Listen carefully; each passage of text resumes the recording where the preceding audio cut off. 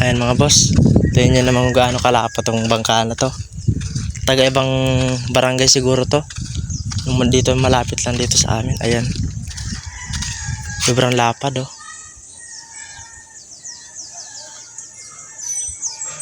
Sigurado yung mga bangka na pumasok dito na inabot ng halo tayo hindi na muna makakaalis. Hintayin nilang lumaki yung dagat. Ayan, napakaraming bangka oh. Napakalaki. Sobrang lapad oh. Tingnan nyo naman kung gaano kalaki yan mga boss oh. Oh, tingnan nyo naman. Napakalaki. Oh, kahit iikot mo pa yan oh. Oh.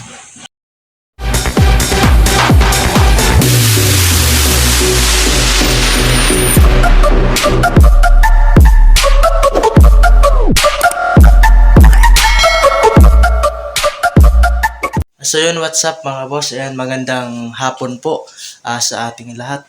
Ayan, ngayong araw mga boss, dito ako naligo. As kung mapapansin nyo, naligo ako. Ayan, nakagamit ako ng CR para maligo lang. Ayan, dito naman sa loob ng cottage. Ayan. Kung papansin nyo, wala pa ng higaan. Kasi di pa nagagawa. Pero lalagyan din dito ng higaan. Gaya nung nasa ibang kubo. Ayan, kompleto. May wifi na din mga boss. Ito naman yung labas mga boss. Papakita ko sa inyo yung labas. Ayan, ito naman yung labas niya. Ayan, at saka kung mapapansin nyo, yung bato nasa likod ng cottage, may bato na malaki. Ayan, kung hindi nyo na nalaman mga boss, maraming tao na dyan napahamak sa batong yan. Ayan. Sabi ng nakakatanda, nung nag-aaral pa sila dito sa elementary, kasi dito rin ako nag-aaral, dito rin ako nagtapos ng elementary. Sabi nung nakakatanda, nung maliit pa raw sila, nung nag-aaral sila dyan, maliit pa rin yung batong yan, maliit pa. Nung lumaki sila, lumaki din. Kaya yan yung itsura, lalapitan natin yan mga boss. Papakita ko sa inyo kung gaano kalaki yung bato. Ayan. Nung araw na nagklase ako dito sa elementary, niyan, may classmate ako na yun tumaas yung mata, parang impacto dahil daw dyan sa bato na yan. Kasi nung araw nagkaklase kami, kung papansin niya nung paaralan na yan, dyan lang kami nag-aaral. Sa likod lang yan nakita yung bato. Ayun, palagi niyang tinuturo-turo. Kaya yun nung napansin namin yun, bigla na lang nangisay at saka tumaas yung mata. Ayan, papakita ko sa inyo yung bato. Tara, baba tayo mga boss. Ayan yung mga bato mga boss, lapitan natin. Ayan, tabi-tabi po. Ayan, paalam muna tayo bago tayo lumapit mga boss. Ayan, kung mapapansin nyo, tingnan nyo naman kung gaano kalaki yan mga boss. Tingnan nyo naman, napakalaki. Kahit iikot mo pa yan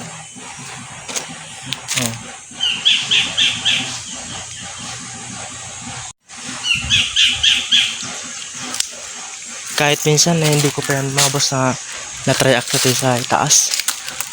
Pero tanda ko nung bata pa ako mga boss, merong bubon, yung butas na may tubig para igiba ng may inom. Diyan sa ilalim niyan may hukay. Ayun, dito naman yung pinagkukunan ng tubig pa punta sa mga cottage, kaya mas siguro na malinis. Ayan, tingnan nyo ng bato.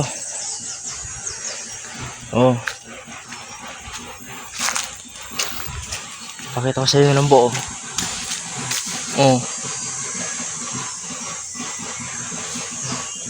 Ngayon wala na akong nababalitaan na impacto dyan sa batong yan. Ayan, napakita ko na sa inyo yung bato na sobrang delinkwentihan. Dyan naman tayo naligo mga boss. Pasensya na pala kayo, merong ganito na design. Actually hindi talaga yung design, nilagay lang yan dyan pang samantala para matakpan yung butas mga boss. Ayan.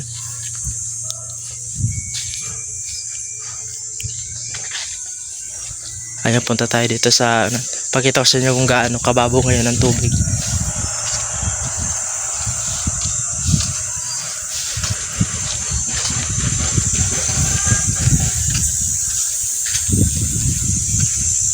Kung mapapansin nyo, walang katao-tao.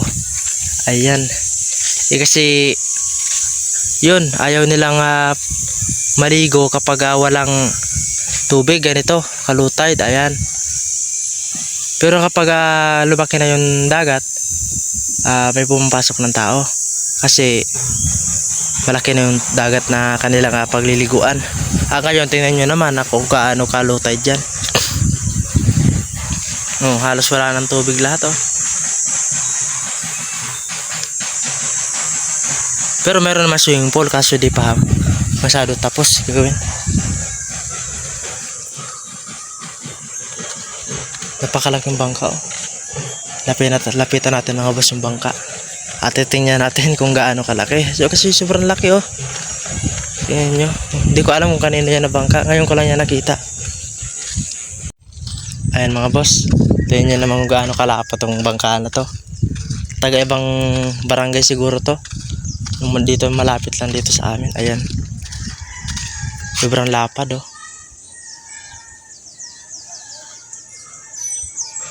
Sigurado yung mga bangka na pumasok dito na inabot ng lutay, hindi na muna makakaalis. Hintayin nilang lumaki yung dagat. Ayan, napakaraming bangka, oh. Napakalaki. Sobrang lapad, oh. Oh, si tatay, oh. Kung sipag-sipag pa kahit matanda na.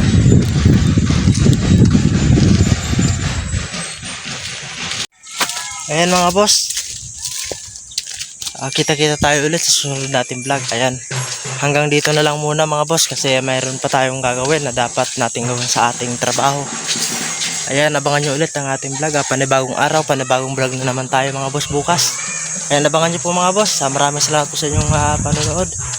God bless po. Bye-bye.